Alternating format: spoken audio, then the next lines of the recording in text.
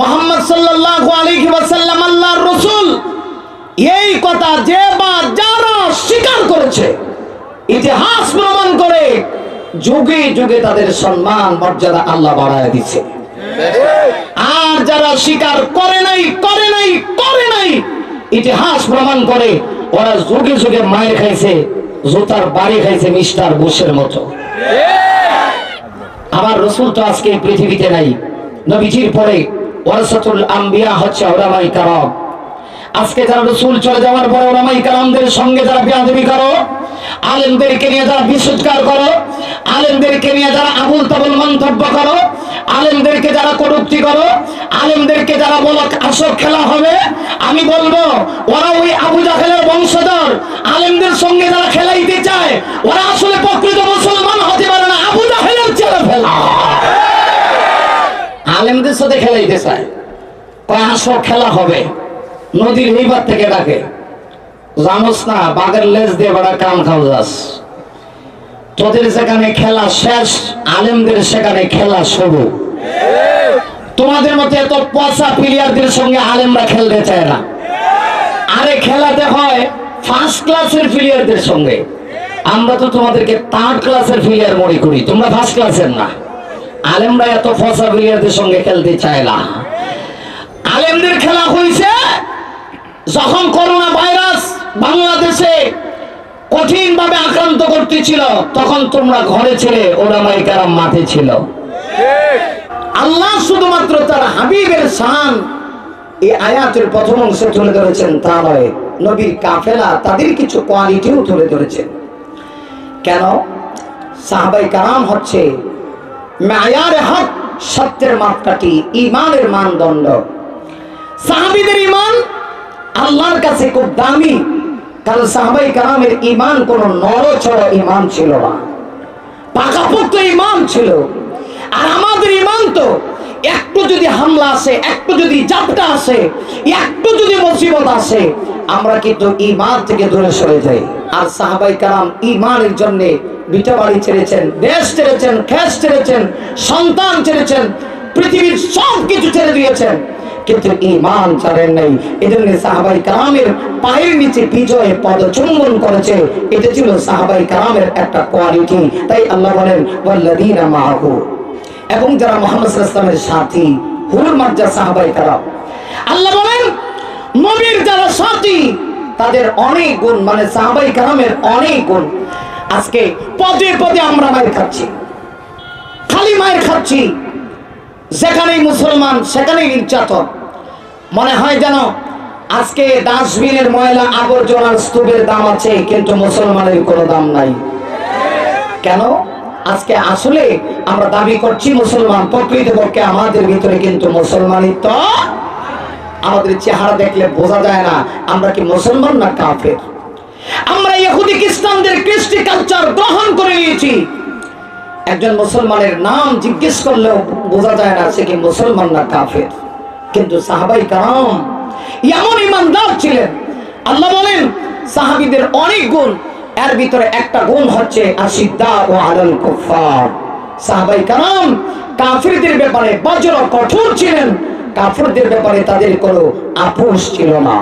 আর আজকে আমরা কাফিরদেরকে ভয় পাই, কিন্তু আমাদেরকে জেনে নেওয়া দরকার আমরা কিন্তু বিড়ালের জাতি না, আমরা বাঘের জাতি। আমরা মরণকে ভয় পাওয়ার জাতি না, আমরা ফিট দেওয়ার জাতি না, আমরা বুক দেওয়ার জাতি। যতদিন পর্যন্ত মুসলমানের ভিতরে ঈমানি শক্তি ছিল, ঈমানি পাওয়ার ছিল, গোটা পৃথিবীর বেঈমান আর নাস্তিক আর মুরতাদগুলি মুসলমানের সামনে মাথা নত করেছে। যেই দিন থেকে মুসলমান দুর্বল হয়ে পড়েছে, ঈমান ছেড়ে দিয়েছে, ওই দিন থেকেই গোটা পৃথিবীতে মুসলমান পদে পদে লাঞ্ছিত বঞ্চিত হচ্ছে। কথা বলছে উহুদের যুদ্ধ সংগঠিত হয়েছিল। বদরের যুদ্ধে মার্কা মারা 70 জন বেঈমান কাফের দুনিয়া থেকে জাহান্নামে টিকিট নিয়ে বিদায় নিয়েছিল। একদম সিল মারা জাহান্নামী, ডাইরেক্ট দুনিয়া থেকে জাহান্নামের পাসপোর্ট ভিসা সব ফেলেছে। এদের ভিতরে প্রধান যিনি ছিল তার নাম ছিল মিস্টার আবু জাহাল, আবু জাহিলা। রাসূলের যুগে তো আবু জাহেল ছিল, আমরা সবাই তার নাম জানি। ধিক্কারের সহিত তার নাম আমরা স্মরণ করি। কিন্তু এই যুগে আবু জাহেল ছেনবিন কিনে, এই যুগে সিনার আলামত হলো যারা আলেমদের সামনে আসলে এক কথা বলে, পিছনে গেলে আরেক কথা বলে, মনে করবেন এইটার গায়ে আবু জাহেলের রক্ত আছে। বদরের যুদ্ধের ঠিক 1 বছর পরে উহুদের যুদ্ধ সংঘটিত হয়েছে। উহুদের যুদ্ধ কেন হইল?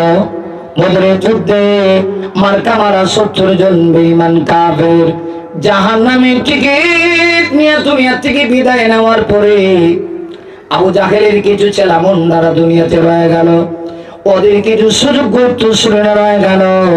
ওরা আবার পুনরায় ইসলাম এবং মুসলমানকে চিরতরে ধ্বংস করে দেওয়ার প্ল্যান প্রোগ্রাম করে আবার তারা সুদূর সেই মক্কা থেকে আবার উহুদের প্রান্তরের দিকে রওনা করেছে।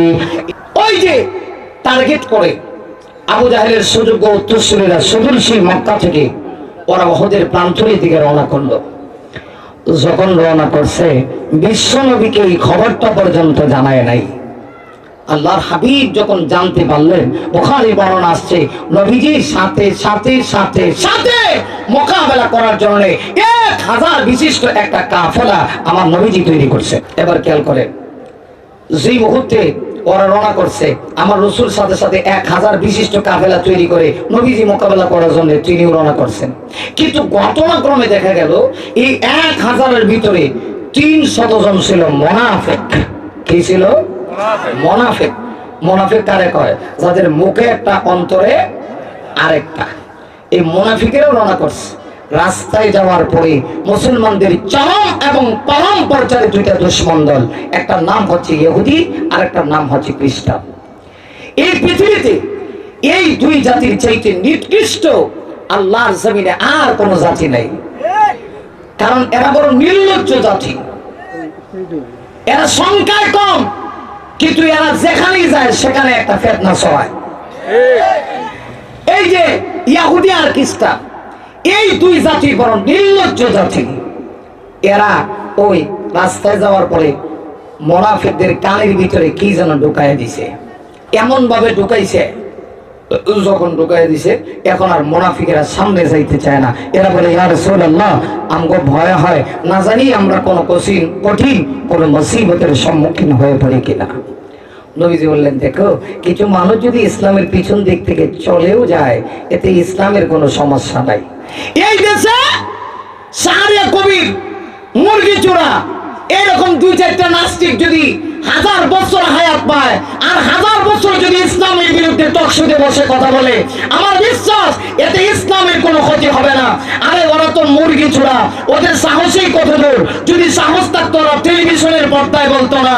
আমি আল্লাহর কসম করে বলি, ওই সমস্ত কুলাঙ্গাররা সাহস থাকলে বাংলাদেশের বাইতুল মুকাররমের চত্বরে অথবা কোন চত্বরে এসে ইসলামের বিরুদ্ধে কথা বলো, এদেশের পাগল ওদের জিহ্বা টেনে কুকুরকে খাওয়াবে। মুনাফিকদেরকে যখন কানের ভিতরে ঢুকাই দিছে ইহুদি আর খ্রিস্টানের বাচ্চারা, এখন মুনাফিকেরা আর সামনে যাইতে রাজি না। রাসূল বলেন, সমস্যা নাই, পিছনে থাকো, আমরা খাঁটি 700 জন ইমানদারদেরকে নিয়ে রণাঙ্গনে গিয়া কাফেরদের মোকাবেলা করব। আল্লাহু আকবার। আমাদের দেশে কিছু লোক আছে, আমাদেরকে হুজুররা খালি ঘরে বসায় রাখতে চায়। তার মানে এরা বুঝায়, হুজুর আপনার দায়িত্ব শুধু মসজিদ, আপনি হক কথা বলতে পারতেন না, আমি সুদ খাবো বলতে পারবেন না, আমি জিনা করবো আমি বলতে পারবো না, আমি অন্যায় কাজ করবো আপনি বলতে পারবেন না। আল্লাহর কসম করে বলি, এদেশে হুজুররা নেতৃত্ব চায় না, ক্ষমতা চায় না, আসন চায় না, কিন্তু তার মানে এই নয় তুমি নেতৃত্ব পাইয়া ক্ষমতা পাইয়া এদেশে হক কথা বলতে দিবে না। হক্কানে আলেম ওলামাদের জবান বন্ধ করার ষড়যন্ত্র করবা। এটা এই দেশে ওলামাই কেরাম বারাটিয়া না, এই দেশে ওলামাই কেরাম ঘর জামাই না। আরে তোমাদের সাহস থাকলে আল্লামা মামুনুল হকের কণ্ঠকে রোধ করে দেখো, দেখবা এই দেশে কেমনে আবার মুক্তিযুদ্ধ তৈরি হয়। এই দেশ স্বাধীনতার জন্য যেমন মুক্তিযুদ্ধ তৈরি হয়েছে, আবারও যদি কোনো আলেমের জবান বন্ধ করার ষড়যন্ত্র হয়, তোমাদের অস্তিত্ব ঠিক থাকবে না। কথা বলো ঠিক আছে? গান মটকাই দিব, তার টাকা পয়সা খায় আমরা গান মোড়া করছি। তুমি জনগণের চাকর, চাকর তো চাকরের মতো থাকবে। আমার ভাইয়েরা, গভীর মনোযোগ লাগান। আল্লাহর হাবিব বিশ্ব নবীজি খাঁটি 700 জন ইমানদার সাহাবীদেরকে নিয়ে আমার রাসূল সেই দিন রণাঙ্গনে গেলেন। আল্লাহর হাবিব সেনাপতি বিশ্বনবীজি সেই দিন তার নিজের মাথায় একটা লোহার টুপি আমার রাসূল পরিধান করলেন। আমার ভাইরা, লোহার টুপি পরিধান করে বিশ্বনবীজি ইমানদার 700 সাহাবীদের ভিতরে 2 দল করলেন। এদের ভিতরে এমন 50 জন ছিল, যে 50 জন সাহাবী ছিলেন তীরন্দাজ। জিহাদের ময়দানে ওরা তীরার ভল্লম চালাতে সক্ষম। আমার নবীজি এমন তীরন্দাজ 50 জন সাহাবীকে আলাদা করে ফেললেন। বাকি রয়ে গেল 650 জন। 650 জন সাহাবী রণাঙ্গনে বাতিলের মোকাবেলা করবে, আর 50 জন তীরন্দাজ সাহাবীকে আমার রাসূল জিহাদের ময়দানে, উহুদের ময়দানে, উহুদ পাহাড়ের পাদদেশে, উলমা পাহাড়ের চূড়ায় বিশ্ব নবীজি দায়িত্ব দিলেন। উহুদ পাহাড়ের পাদদেশে, উলমা পাহাড়ের চূড়ায় ছোট্ট একটা গলিপথ আছে, সরপথ আছে। ওই সরপথ দিয়া জিহাদ শুরু হওয়ার পরে হঠাৎ করে অচরিতভাবে বেঈমান কাফেররা হামলা চালায় দিতে পারে। তাই আমার নবীজি ওদেরকে বললেন, শোনো, আজকের জিহাদের ময়দানে তোমাদের ভূমিকা সবচেয়ে বেশি। তোমরা ওই জায়গায় থাকবা, সাবধান, অতর্কিতভাবে যেন কোনো কাফের জিহাদের ময়দানে হামলা না চালায়। হামলা চালানোর সুযোগ যেন তারা না পায়। এমনকি আমার নবীজি ওদেরকে রেড সিগন্যাল দিয়ে দিলেন, সতর্ক বাণী দিয়ে দিলেন।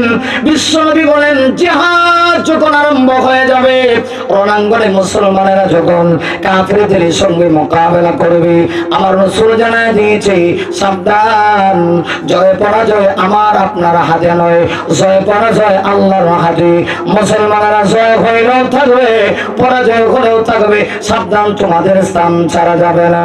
আমার রাসূল তীরন্দাজ সাহাবীদেরকে কথা বলে দিলেন। ওদের ভিতরে একজনকে আমির নিযুক্ত করলেন, নাম ছিল আব্দুল্লাহ ইবনে জুবায়ের। আব্দুল্লাহ ইবনে জুবায়েরকে আমার নবীজি আমির নিযুক্ত করলেন। তার নেতৃত্বে 50 জন তীরন্দাজ সাহাবীরা উহুদ পাহাড়ের পাদদেশে, রোমা পাহাড়ের চূড়ায় পাহাড়দানি দায়িত্ব পালন করবে। এবার কিছুক্ষণের ভিতরে মাটির ভিতরে যারা ছিল সমস্ত সাহাবায়ে কেরাম প্রত্যেকেই তার নিজ নিজ স্থানে থেকে রণাঙ্গনে কাফেরদের সঙ্গে মোকাবেলার জন্য প্রস্তুত গ্রহণ করে ফেললেন। অল্প সময়ের ভিতরে যুদ্ধের দামামা বেজে গেল। মুসলমান সাহাবীরা বীর বিক্রমের মতো বেঈমান কাফেরদের উপরে হামলা চালায় দিল। আমার ভাইরা, যুদ্ধের প্রাথমিক ফলাফল হলো মুসলমানেরা যখন কাফেরদের সঙ্গে মোকাবেলা শুরু করছে, প্রাথমিক পর্যায়ে মুসলমানেরা কাফেরদেরকে এমন কঠিন মার দিয়েছে, এমন সাইজ করেছে, অল্প সময়ের ভিতরে এত দূর পর্যন্ত নিয়ে পৌঁছায় দিছে, যত দূর গেলে পরে আর কাফেররা মাঠে আসতে পারে না। কিছুক্ষণের ভিতরেই যুদ্ধের ময়দানে বিজয়ের আনন্দ উল্লাস শুরু হয়ে গেল। যারা মাটির ভিতরে আছে ওরা গনিমতের মাল নিয়ে ব্যস্ত হয়ে পড়েছে। আর ওই দিক দিয়া জিহাদের ময়দানে রোমা পাহাড়ে চড়াই যে সমস্ত সাহাবীরা ছিল, ওরা ওই বিজয়ের খবর শোনা মাত্রই ওদের স্থান ওরা ছেড়ে দিল। স্থান ছেড়ে দিয়ে অল্প সময়ের ভিতরেও তারা গনিমতের মাল হাসিল করার জন্য ওরাও জিহাদের ময়দানে উহুদের প্রান্তরে প্রবেশ করে ফেলল। যেই মুহূর্তে প্রবেশ করেছে, মুসলমানেরা বিজয়ের আনন্দে উল্লাসিত হয়ে গেছে। ঠিক সেই সময়ে বেঈমান কাফেররা মাঠ ছেড়ে যাইতে আসে। কিতাবের ভিতরে আসে, তখন তাদের ভিতরে একজন, তিনি মুসলমান হন নাই, যিনি বীরত্ববাদী করেছিলেন। বিশ্বনবীর সাহাবী পরবর্তীতে হয়েছেন, ওই সাহাবীর নাম হযরত খালিদ বিন ওয়ালিদ রাদিয়াল্লাহু তাআলা আনহু। হযরত খালিদ ছিলেন বীরত্ববাদী একজন পুরুষ। খিয়ারুকুম ফিল জাহিলিয়া ওয়া খিয়ারুকুম ফিল ইসলাম। হযরত খালিদ ইসলাম ধর্ম গ্রহণের পূর্বে বীরত্ববাদী পুরুষ ছিলেন। ইসলাম ধর্ম গ্রহণের পরে হযরত খালিদের বীরত্বতা আরো বেশি প্রকাশ পেয়েছিল। সেই খালিদ বিন ওয়ালিদ মাইকে যখন যাচ্ছিলেন, সঙ্গী সাথীদেরকে ডেকে ডেকে বলে, ওরে সঙ্গী সাথীরা, মুসলমানদের হাতে মাইর খাইয়া পরাজিত হইয়া যাওয়াটা আমার কাছে তেমন ভালো লাগতেছে না। ওরে সাথী ভাইরা, আছো কি কেউ আবার আমার সঙ্গে সাহস করে জিহাদে যাবা? যদি জিহাদে যাও, আমি খালিদ বিন ওয়ালিদ ঘোষণা দিলাম আমার রণাঙ্গনে যাব, আবার মোকাবেলা করব। আমার বোনের ভাইরা, বিশ্বনবীজি জিহাদ আরম্ভ হওয়ার আগে তীরন্দাজ সাহাবীদেরকে কিন্তু সিগন্যাল দিয়েছিলেন, সাবধান, তোমরা কিন্তু স্থান ছাড়বা না, অতর্কিতভাবে হামলা চালানো হতে পারে। আসলে বাস্তবে তা হয়ে গেল। আমিরের আনুগত্যতা স্বীকার না করলে যা হয়, ঠিক কিনা? অল্প সময়ের ভিতরে দেখা গেল আবার তারা জিহাদের ময়দানে প্রবেশ করছে। ডুববি কোন দিক দিয়ে? ওই যে রোমা পাহাড়ের চূড়া, এদিক দিয়ে রাসূল 50 জন তীরন্দাজ সাহাবীকে দাঁড় করায় রাখছেন। ওই স্থানে এসে দেখে মুসলমান সাহাবাই কারাম যারা ছিল এর আর কেউ নেই, মুজাহিদের আর কেউ নেই। সুযোগ পেয়ে তারা রণাঙ্গনে প্রবেশ করলো।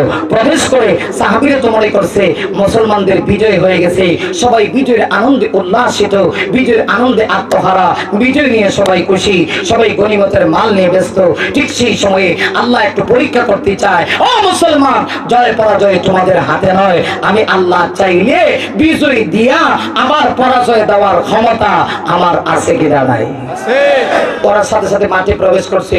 প্রবেশ করেই অল্প কিছু সংখ্যক খালেদের নেতৃত্বে পুনরায় যখন মুসলমানদের উপরে হামলা চালাই দিল, অতর্কিতভাবে হামলা চালানোর পরে মুসলমানরা নেস্তানাবুদ হয়ে গেল। পুরো জিহাদের ময়দানের মোড় ঘুরে গিয়েছে। আহারে, অবস্থা এমন হয়েছে, এমন কঠিন মাইল লেগেছে, এখন কে কাকে মারছে এটা পর্যন্ত বলতে পারছে না। মুসলমান মুসলমানকে মারতেছে কিন্তু সেটা বলতে পারতেছে না। এক পর্যায়ে ওই বেঈমান কাফেরদের টার্গেট ছিল আমার রাসূল। তখন তারা খালিদকে উদ্দেশ্য করে বলে, ও খালিদ বিন ওয়ালিদ, শুনো, মুসলমান এমন জাতি, ওদেরকে এইভাবে মাইরা শেষ করা যাবে না। অতএব মুসলমানের ইসলাম যদি চিরতরে ছিন্ন করতে হয়, একটা কাজ করো, মুসলমানের নবীকে চিরতরে দুনিয়া থেকে বিদায় করো। আমার বোনের ভাইরা, তাই তারা টার্গেট করে নিল আমার রাসূলকে দুনিয়া থেকে বিদায় করে দিবে, বিশ্ব নবীকে দুনিয়া থেকে খতম করে দিবে। এই পরিকল্পনা নিয়ে জিহাদের ময়দানে ওরা আমার রাসূলকে তালাশ করতে শুরু করলো। একটা পর্যায়ে তালাশ করতে করতে করতে করতে গিয়ে দেখে এক জায়গায় নবীজি দাঁড়ায় আছেন। যেই জায়গায় দাঁড়ায় আছে, নবীজির সামনে, ডানে, বামে, পিছনে, চতুর্দিকে সাহাবীদের একটা ছোট্ট জটলা, একটা কাফেলা, 10 জন বিশিষ্ট সাহাবাই কারামের একটা কাফেলা আমার রাসূলের হেফাজতের দায়িত্বে ছিলেন। তারা চতুর্দিকে নবীকে ঘেরাও করে রেখেছে। এদের প্রধান ছিলেন আমার বোনের ভাইরা, রাবায়াতে আছে হযরত তালহা রাদিয়াল্লাহু তাআলা আনহু। তিনি যখন বুঝতে পারলেন, সঙ্গী সাথীদেরকে বললেন, ও সঙ্গী সাথী ভাইরা, আমার মনে হয় বেশিক্ষণ আর বাকি না, ওরা হয়তোবা আমার রাসূলের উপরে আঘাত করে বসতে পারে। নবীজির উপরে যদি আঘাত করে বসে, আমরা সাহাবাই কারাম এই পৃথিবীতে থাকবো, এটা হতে পারে না।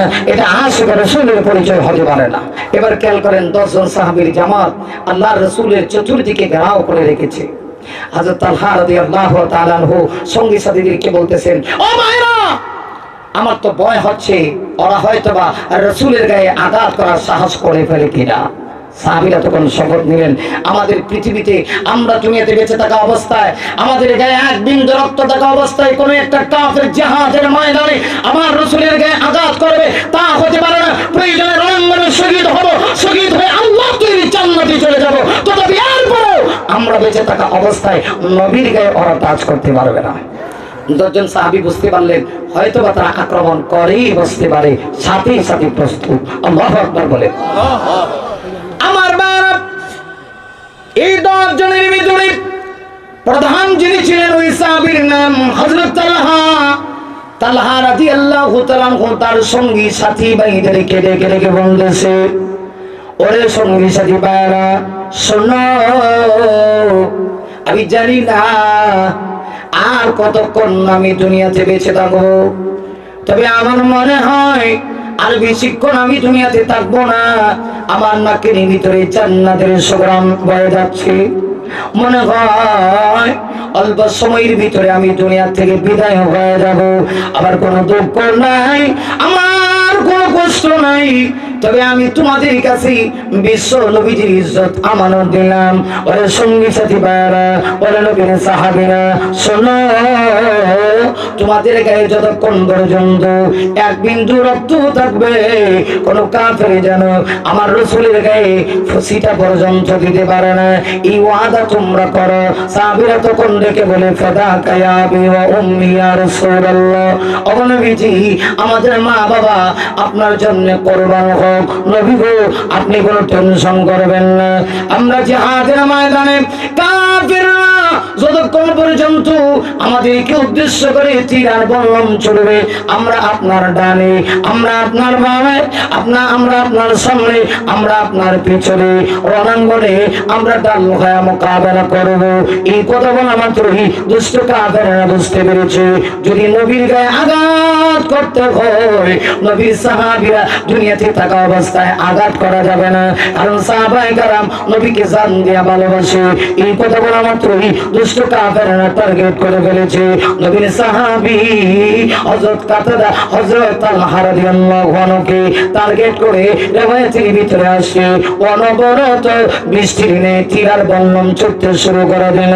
বিষাক্ত তীর আর বল্লম অনবরত চলতেছে, মনে হয় যেন বৃষ্টির নে অনবরত তার গায়ে বিষাক্ত তীর আর বল্লম ঢুকতে আসে। একটা পর্যায়ে এমন হয়ে গেল, হযরত তালহার চেহারাটা চাউলের চাল্লির মতো হয়ে গেছে, পুরা দেহটা কত বিক্ষত হয়ে গিয়েছে, শরীরের এমন কোন জায়গা নাই যে জায়গায় হযরত তালহার গায়ে বিষাক্ত তীর আর বল্লম ঢুকে নেই। অবস্থা এমন হয়ে গিয়েছে, রিওয়ায়াতে আসছে ৮০ থেকে ৮২টা আঘাত বিদ্ধ হয়ে গিয়েছে। হযরত তালহা আর বরদাস্ত করতে পারলেন না। একটা পর্যায়ে আল্লাহর ইচ্ছা, আল্লাহর মনসা, তিনি শহীদ হয়ে গেলেন। শহীদ হয়ে আল্লাহ তৈরি জান্নাতের মেহমান হয়ে গেলেন। এবার আরো ৬০ জন সাহাবীকে একে একে ওরা দুনিয়া থেকে বিদায় করে দিল। এবার বিশ্ব নবীজির সামনে একজন, পিছনে একজন, রিওয়ায়াতে আসছে ওই দুইজন সাহাবীর নাম, একজন সাহাবীর নাম হযরত কাতাদা, আরেকজন সাহাবীর নাম আবু দুজানা। এই দুইজন সাহাবীর ভিতরে প্রতিযোগিতা আরম্ভ হয়ে গেল, কে কার আগে কাফেরদের সঙ্গে মোকাবেলা করবে। হযরত কাতাদা ডেকে বলেন, ওরে আবু দুজানা, আমি তোমার আগে শহীদ হতে চাই, শহীদ হয়ে আল্লাহ তৈরি জান্নাতে যেতে চাই, আমি তোমার আগে জান্নাতে যেতে চাই। আবু দুজানা ডেকে বলে, কাতাদা, আমি তোমার আগে জান্নাতে যেতে চাই। এক পর্যায়ে সিদ্ধান্ত হলো এই দুইজনের ভিতরে সর্বপ্রথম মোকাবেলা করবে হযরত কাতাদা। যে মুহূর্তে সিদ্ধান্ত হয়ে গেছে, দুষ্ট কাফেররা হযরত কাতাদাকে তীর ছুটতে শুরু করে দিল। অবস্থা এমন হয়েছে, একটা পর্যায়ে হযরত কাতাদার দুই চোখের ভিতরে বিষাক্ত দুইটা তীর এমন ভাবে ঢুকে গেছে, বিষাক্ত দুই তীরের আঘাতে হযরত কাতাদার দুইটা চোখ মুহূর্তের ভিতরে জমিনে পড়ে শহীদ হয়ে গেছে। আমার নবীজি এই অবস্থা থেকে হাউমাউ করে কান্নায় ভেঙে বললেন। নবী আমার দেখে বলেন, কাতাদা, তুমি বুঝি আমাকে এত ভালোবাসো? ওরে কাতাদা, দাও তোমার দুইটা চক্ষু আমি বিশ্ব নবীজির মোবারক হাতে উঠায়া দাও। হযরত কাতাদা বলেন, নবী যখন এই কথা বলেছে, আমি আমার চক্ষুগুলি বিশ্ব নবীর মোবারক হাতে উঠায়া দিলাম। নবীজি তার জিহ্বা মোবারক থেকে থুতু মোবারক লেপন করে দিলেন। লেপন করে দিয়ে হযরত কাতাদার দুইটা চোখ নবীজি চোখের স্থানে লাগিয়ে দিলেন। হযরত কাতাদা বলেন, আল্লাহর কসম, নবীজি যখন আমার দুই চোখের স্থানে দুইটা চোখ লাগায় দিয়েছে, নবীজির থুতু মোবারকের বরকতে আমি তাকায় দেখি মুহূর্তের ভিতরে আমার চোখের পাওয়ার আগের চাইতে 1000 গুণ বেড়ে গেছে। কিন্তু আল্লাহর মনসা ভাই, ইসলাম কাকে বলে? ইসলাম এটা সাধারণ কোন জিনিস না। এই বৃক্ষের নিচে রক্ত দিতে হয়েছে সাহাবীদের, কথা কন না কেন, ঠিক না? ঠিক। হযরত কাতাদাও এক পর্যায়ে শহীদ হয়ে গেলেন। সর্বশেষ একজন ব্যক্তি, তার নাম ছিল হযরত আবু দুজানা। আবু দুজানা রাদিয়াল্লাহু তাআলা আনহু, তিনি একা। এখন তিনি কি করবেন? হামাগুড়ি দিয়া কখনো নবীর সামনে, কখনো নবীর পিছনে, কখনো নবীর ডানে, কখনো নবীর বামে, এইভাবে ডাল হয়ে তিনি মোকাবেলা করছিলেন। রিওয়ায়াতে এসেছে, একটা পর্যায়ে তিনিও শহীদ হয়ে গেলেন। তিনি যখন শহীদ হয়ে গেলেন, আমার রাসূল তখন একা, নবীজি যখন একা, দুষ্ট কাফেররা তখন সুযোগ গ্রহণ করে নিল। এখনই মুহাম্মদ সাল্লাল্লাহু আলাইহি ওয়াসাল্লামের গায়ে আঘাত করার সুযোগ দেয়। তাই তারা সুযোগটা গ্রহণ করে বিশ্ব নবীজিকে টার্গেট করে মুহূর্তের ভিতরেই একটা দুষ্ট কাফের বিশাল বড় একটা পাথর উঠিয়ে দিল। পাথর উঠাইয়া আল্লাহর রাসূলের মাথা বরাবর, নবীজির মাথায় ছিল লোহার টুপি, লোহার টুপিতে পাথরটা চলে মারল।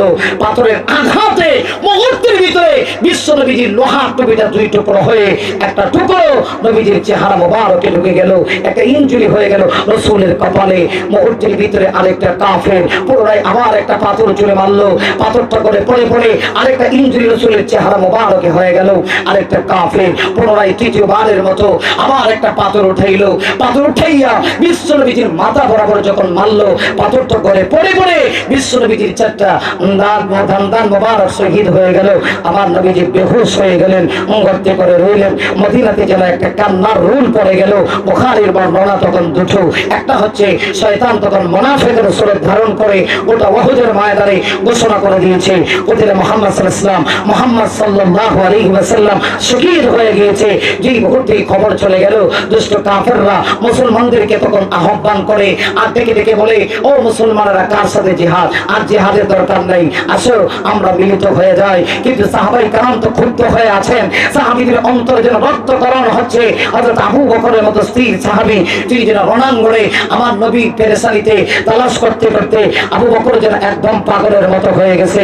হযরত ওমর তো সঙ্গে বীর শক্ত সাহাবী, তরবারি হাতে উঠাইয়া জিহাদের ময়দানে ঘোষণা করে দিয়েছে, যদি কেউ বলবা মুহাম্মদ সাল্লাল্লাহু আলাইহি ওয়াসাল্লাম শহীদ হয়ে গিয়েছে, আমি ওমরের তরবারির নিচে তার গর্দান চলে যাবে। হযরত আলী তো আমার রাসূলকে তালাশ করে করে পাগল। সর্বশেষ কথা হলো এই, আলী যখন রাসূলকে তালাশ করতে করতে এক পর্যায়ে তার চোখে ভেসে উঠলো বিশ্ব নবীজির নূরানী চেহারা দেখা যায়। নবীজি জিহাদের ময়দানে একটা গর্তে পড়ে রয়েছেন। হযরত আলী তখন একটা দৌড় মারছে, গিয়া দেখে বিশ্ব নবীজির নূরানী চেহারা থেকে চতুর্দিক থেকে ফুসরিঙ্গি দিয়ে রক্ত বের হচ্ছে। নবীজির একটু হুঁশ ফিরে আসলো। হযরত আলী তখন বলছিল, ইয়া রাসূলুল্লাহ, ইয়া হাবিবাল্লাহ, এই জমিন ওয়ালার অবস্থা কি হতে পারে যারা তার পয়গম্বরকে মেরে রক্তে লাল করে ফেলেছে, রক্ত রঞ্জিত হয়েছে। আমার তো মনে হয় আল্লাহর গজব চলে আসবে। নবীজি তখন বলছিলেন, আলী, বদদুয়া দিও না, আমার উম্মত বঞ্চিত হয়ে যাবে। ওরে আলী, শুনে নাও, যে তুই জমিন পর্যন্ত আমি বিশ্ব নবীজির রক্ত পড়ে পড়েছে, আল্লাহ এই রক্তের বিনিময়ে এই পৃথিবীতে ইসলাম প্রতিষ্ঠা করে দেবে। এক পর্যায়ে নবীজি দাঁড়াতে পারছেন না, আলীর কাঁধের উপরে ভর করে দাঁড়াইছেন। একেবারে সংক্ষেপ করে বলি, সমস্ত সাহাবায়ে কেরাম দলে দলে দলে দলে নবীকে দেখার জন্য আসতেছে। আবু বকর, ওমর সহ বিখ্যাত সাহাবীরাও আসতেছেন। এসে দেখেন বিশ্ব নবীজির চেহারা রক্তে লাল, একদিক দিয়ে কপালে ইনজুরি, আরেক দিক দিয়ে চেহারায় ইনজুরি, ওই দিক দিয়ে চারটা দান মোবারক শহীদ হয়ে রক্ত পড়তেছে গড়ে গড়ে। হযরত আবু বকর তখন চিৎকার বলে, সাহাবীরা রে, যেভাবে রক্ত পড়তেছে আমার মনে হয় রক্ত শূন্য হয়ে নবীজি দুনিয়া থেকে বিদায় নিয়ে যাবেন। অতএব এই মুহূর্তে ইনজুরি থেকে লোহার অংশগুলি বের করতে হবে। এত বড় সাহস কার আছে? এমনিতেই পিছন দিক থেকে রাওয়ায়াত এসেছে, একজন সাহাবী, আশারায়ে মুবাশশারা, জান্নাতের সুসংবাদ প্রাপ্ত সাহাবী, ইতিহাসের পাতায় আজও পর্যন্ত যার নামটা স্বর্ণ অক্ষরে লেখা আছে, ওই সাহাবীর নাম ছিল হযরত আবু উবাইদা ইবনে জাররাহ। তিনি আওয়াজ করে বলতেছেন, আবু বকর, এই দায়িত্ব যদি আর কাউকে দাও মনে হয় সম্ভব হবে না, আমাকেই দিতে হবে। তাই তিনি সাথে সাথে স্থান ছেড়ে দিলেন। আবু উবাইদা তার সামনে আসলেন। এসে হযরত আবু উবাইদা ইবনে জাররাহ আমার নবীর চেহারা থেকে টার্গেট করে চোখের পানি ছেড়ে অজর নয়নে কাঁদতে শুরু করলেন। আরে এইভাবে যদি বিশ্ব পয়গম্বরকে কাফেররা মারতে পারে, আমার বোনের ভাইরা, এবার তিনি টার্গেট করছেন বিশ্ব নবীর কপাল থেকে লোহার অংশ তিনি কিভাবে বের করবেন। তাই তিনি চিন্তা করে বের করছেন, আমার সামনে চারটা দাঁত আমি একত্রিত করব, উপরে দুটো দাঁত, নিচে দুটো দাঁত, মোট চারটা দাঁত একত্রিত করে এমন সজোরে বিশ্ব নবীজির ইনজুরির কাছে গিয়া আমি টান দেব, প্রয়োজনে আমার দাঁত শহীদ হয়ে জমিনে পড়ে যাবে, কিন্তু রাসূল যেন দ্বিতীয়বার আর কষ্ট করতে না হয়। তাই তিনি তার সামনে চারটা দাঁত একত্রিত করে বিশ্ব নবীজির কপাল মোবারকের কাছে গিয়ে এমন সজোরে একটা টান দিয়েছেন, টানের আঘাতে প্রভাবে মুহূর্তের ভিতরে তার চারটা দাঁত শহীদ হয়ে জমিনে পড়ে গেছে। আর নবীজির চেহারা থেকে লোহার অংশটা মুহূর্তের ভিতরে বের হয়ে আসছে। বদরের প্রান্তরে ছিল 313 জন রণাঙ্গনে মুসলমানদের, আর কাফেরদের ছিল 1000। নবী ছিলেন সেনাপতি। আবু বাইর ইবনে জাররাহ বলেন, নবীজি আমাকে একটা স্থান নির্ধারণ করে দিয়েছেন, আমি আমার স্থানে থেকে কাফেরদের সঙ্গে মোকাবেলা করছিলাম, কিন্তু আমি অবলোক দৃষ্টিতে তাকিয়ে আছি, দেখি কোনো একটা কাফের আমার রাসূলের গায়ে আঘাত করে বেশি কিনা, পিছন দিক থেকে আবার হামলা চালায় কিনা। তিনি একটু অতিরিক্ত ভাবে দায়িত্ব পালন করছিলেন। হঠাৎ করে তিনি দেখতে পাইলেন রণাঙ্গনে তার একদম কাছের একটা লোক, আপন একটা লোক, লোকটা নবী দুশমন, সে ভালো করে জানে জিহাদের ময়দানে একটা দৌড় মারছে, দৌড় মেরে একদম বিশ্ব নবীজির কাঁধ বরাবরের পিছনে চলে গেছে, শুধু তরবারি উঠাবে আর আঘাত করবে, গর্দানটা সাথে সাথে আঘাত করে জমিনে ফেলে দিবে। তাই তিনি যখন বুঝতে পারছেন রাবায়াতে আসছে, তিনি তার স্থান ছেড়ে দিলেন। এসে সে তরবারি চালানোর আগেই তিনি তার তরবারিটা উঠায় ফেললেন। আমার মনে ভাইরা, তরবারি উঠালেন, শুধুমাত্র উঠাইছেন কিন্তু আঘাত করেন নাই। একবার সুযোগ দিয়েছেন, দ্বিতীয়বার আবার খেয়াল করেন আমার প্রাণের ভাইরা, দ্বিতীয়বার আবার তিনি তার স্থানে চলে গেলেন। দেখলেন ওই লোকটা আবার রণাঙ্গনে একদম বড্ড পাগলের মতো হয়ে গেছে। এইবার যেন জীবন মরণ চেষ্টা, হয় মুহাম্মদ সাল্লাল্লাহু আলাইহি ওয়াসাল্লাম থাকবে আর না হয় আমি থাকবো। আবার দেখে একটা দৌড় মারছে। সংক্ষেপ কথা, তিনি তার সামনে গেলেন, তরবারি চালাইতে দিলেন না, আবার তিনি তরবারি কৌশল করে তাকে বের করে দিলেন। তৃতীয় পর্যায়ে আবার তিনি অবলোক দৃষ্টিতে তাকিয়ে আছেন, দেখতে চাচ্ছেন দিকে আবার সুযোগ তালাশ করে কিনা। বাস্তব সত্যি যেন আবার সে সুযোগ তালাশ করলো, একদম নবীজির কাঁধ বরাবর চলে গেল, শুধু তরবারি উঠাবে। তিনি তার সামনে গেলেন। রাবায়াতে আসছে তৃতীয় পর্যায়ে তরবারি উঠায়া তিনি শুধুমাত্র তরবারিটা উঠালেন, এমনি একটা অদৃশ্য শক্তি, গায়বী শক্তি তার তরবারিটা তার হাত থেকে নিয়ে গেল। নিয়ে গিয়ে এমন সরাসরি গর্দানে আঘাত করেছে, তরবারির আঘাতে দেহটা এই জায়গায় আর মস্তকটা 40 হাত ধরে গিয়ে ছিটকায়া পড়েছে। নবীজি বললেন, কারা কারা জাহান্নামের টিকিট পেয়েছে আমার সামনে হাজির করো। 70টা লাশ নবীজি দেখতে শুরু করলেন। এক পর্যায়ে দেখেন এমন একটা লাশ দেখা যায় যার দেহ আছে, মাথা নাই, আর মায়ের কি কঠিন মায়ের। কথা বল না কেন? খেলা বুঝি আমাদের সাথে খেলবে, পাগলের দল, খেলা তো আমরা বদরের প্রান্তরে খেলছি। বিশ্বনবীজি বললেন, এইরকম মাইরটা কে দিল? আচ্ছা ঠিক আছে সাহাবী, যাও ওই লোকটার মস্তকটা নিয়ে আসো। এক সাহাবী বলেন 40 হাত দূরে গিয়ে দেখি মস্তক পড়ে আছে, আনা হলো। রাসূল বলেন, কানেকশন দাও। যেই মুহূর্তে কানেকশন দেওয়া হয়েছে, সাথে সাথে তিনি দেখতে পাইলেন লোকটার পরিচয় বের হয়ে গেল। এই লোকটা আর কেউ না, এই লোকটা হচ্ছে হযরতে আবু উবাইদার জন্মদাতা পিতা। বিশ্বনবীজি তখন বলছিলেন, কে লোকটাকে মেরেছো? আবু উবাইদা হাত উঠায় বলে, ইয়া রাসূলুল্লাহ, আমি মারতে চেয়েছিলাম কিন্তু পুরোপুরি মারতে পারিনি, জিবরাইল আগমন করেছে। জিবরাইল ইসলাম বলতেছে, ইয়া রাসূলুল্লাহ, মাইরটা যদিও আমি দিছি কিন্তু এই আজকের ভূমিকা সব অবদান যা আছে সব আবু উবাইদা। মক্কার দুষ্ট কাফেররা বলতে শুরু করলো, এই বুঝি ইসলাম, যে ইসলামের কারণে সন্তান তার বাবাকে নিজের হাত দ্বারা হত্যা করে। আমার রাসূল তখন মাথাটা নিচু করে দিয়েছিলেন। এমনিতেই আল্লাহ রাব্বুল আলামিন পবিত্র কোরআন শরীফের সূরা আল মুজাদালা 22 নম্বর আয়াত নাযিল করে বলেছেন, লা তাজিদু কওমা, এই পৃথিবীতে এমন কোন সম্প্রদায়ের লোক পাওয়া যাবে না ইউমিনুনা বিল্লাহি ওয়াল ইয়াউমিল আখির, যারা আল্লাহ বিশ্বাস করে, পরকাল বিশ্বাস করে, ইউয়াদুনা মান হাদাল্লাহ ওয়া রাসূলা, অথচ তার সামনে আল্লাহ এবং তার রাসূলের বিরুদ্ধাচরণ করা হয়। বিরুদ্ধাচরণকারী যদি ওয়ালাউ কানু আবাহুম, আল্লাহ নিজে ব্যাখ্যা দিয়ে বলেন নিজের পিতাও হয়, আও আবানাহুম, নিজের সন্তানও হয়, আও ইখওয়ানাহুম, অথবা নিজের ভাইও হয়, আও আশিরাতাহুম, নিজের নিকট আত্মীয় যদি হয়, আর সে যদি ঈমানদার হয় তাহলে সে তার আত্মীয়কে চাপ দেবে না, সন্তান তার বাবাকে চাপ দেবে না। এটাই ছিল প্রকৃত ঈমানদারের লক্ষণ, আর এই লক্ষণটাই ছিল সাহাবীদের ভিতরে। তাই আল্লাহ পাক রব্বুল আলামিন বলছেন, ওয়াল্লাযীনা মাহু আশিদ্দাউ আলাল কুফার, আল্লাহ বলেন সাহাবীদের অনেক গুণ, এর ভিতরে একটা গুণ হচ্ছে সাহাবীরা কাফেরদের ব্যাপারে কঠোর।